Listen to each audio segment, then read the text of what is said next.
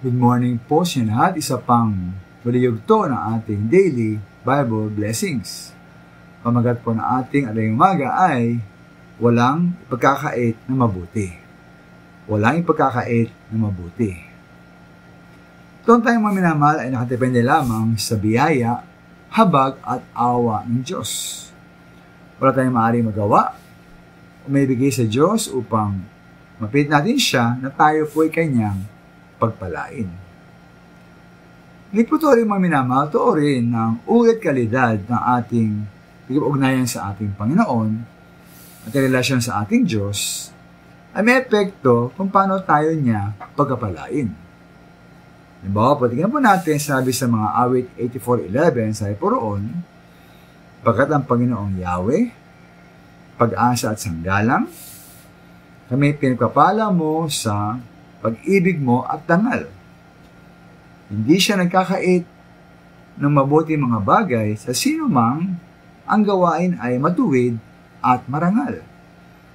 O sa ibang salin, sapagkat ang Panginoong Diyos ay araw at kalasag, ang Panginoon ay magbibigay ng biyaya at kalawalatian, hindi siya magkakait na anumang mabuting bagay sa nagisilakad ng matuwid.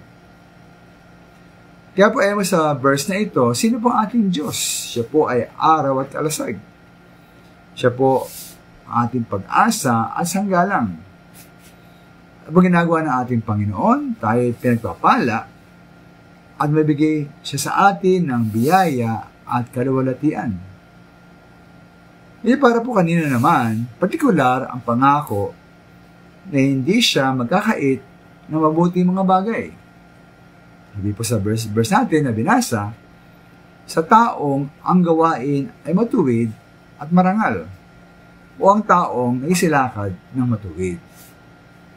Kaya makatiyak po tayo ng mga mabuting bagay mula sa Diyos kung mumuhay tayo sa paraang matuwid at marangal. Ay nga po sa mga awit 34:9, o mga takot kayo sa Panginoon, kaya mga banal niya, sapagat walang kakulangan sa kanila na nangatakot sa Kanya. Kaya po kakabal po ng takot, kasama ng takot, paggalang at pagsunod sa Diyos ay pagpapala mula sa Kanya. Maraming salamat po.